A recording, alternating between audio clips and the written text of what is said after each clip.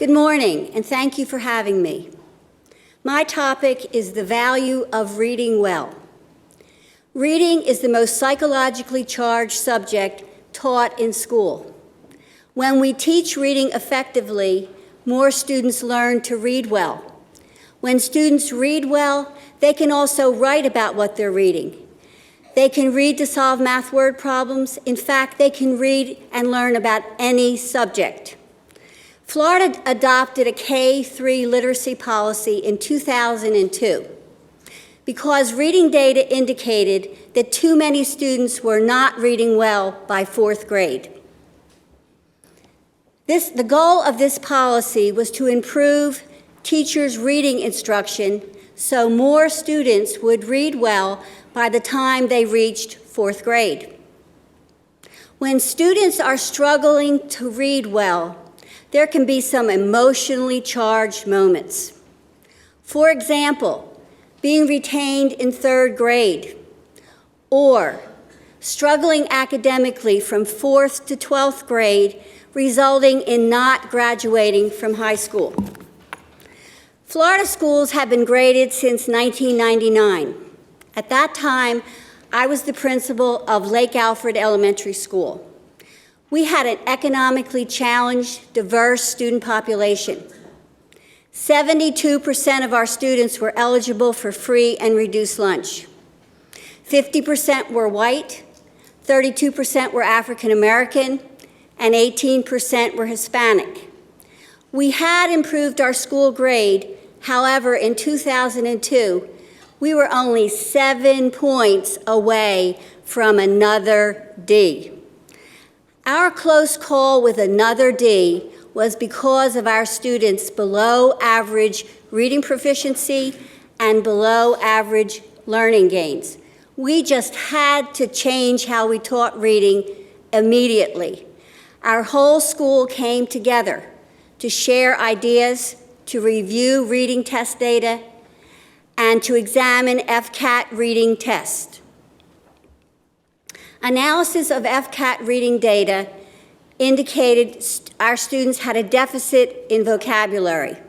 We decided to teach vocabulary in context.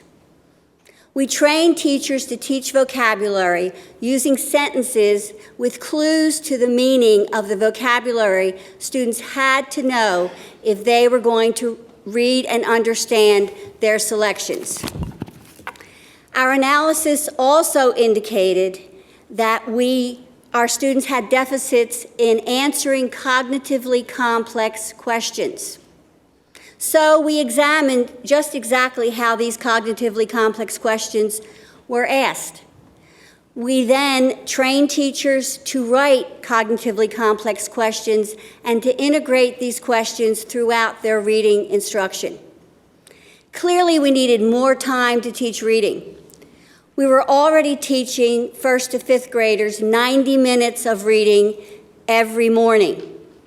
We decided to add a 75-minute afternoon reading period for 1st to 3rd graders, for a total of nearly 3 hours of daily reading instruction. During afternoon reading, teachers reinforced and extended what students were learning in morning reading. Students need time to practice reading independently at school. Our students had 20 minutes of daily silent-sustained reading. We encourage students to read at home. We recognize students in class, on the LAE Morning News, and at school-wide events for the number of books they read. To make learning gains, struggling readers need 2 things. First, effective instruction, and second, effective interventions. We use the Stanford Achievement Test in Reading and FCAT reading results to identify students who were reading below grade level. We use dibbles to listen to students read out loud to identify students who were reading too slowly. Then we planned and implemented these interventions. Reading resource teachers taught our below-level readers to read and comprehend like proficient readers. Students were taught to think as they read and to ask and answer complex questions about what they were reading. Paraprofessionals worked briefly with students every day who were reading too slowly. Students practiced reading time selections to increase reading speed. We taught struggling readers after school for 1 hour, twice a week, from October until February. Students worked on reading software and practiced reading and answering questions about what they were reading. Our efforts to improve the instruction of all our students and our efforts to provide successful interventions for struggling readers were rewarded. When school grades were released in Florida in 2003, we earned our first B.